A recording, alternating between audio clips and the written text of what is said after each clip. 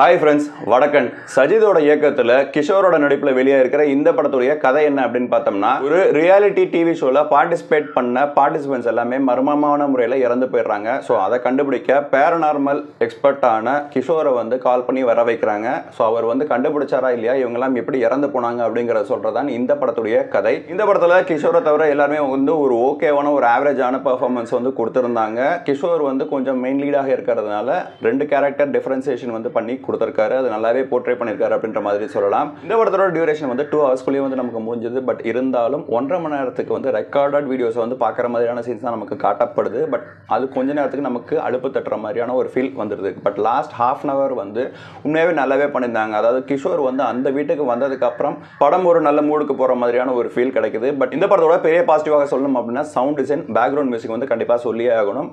அதுதான் நமக்கு ஒரு நல்ல படம் பார்க்குற மாதிரியான ஒரு ஃபீலை வந்து நமக்கு கொடுத்துக்கிட்டே இருக்கு.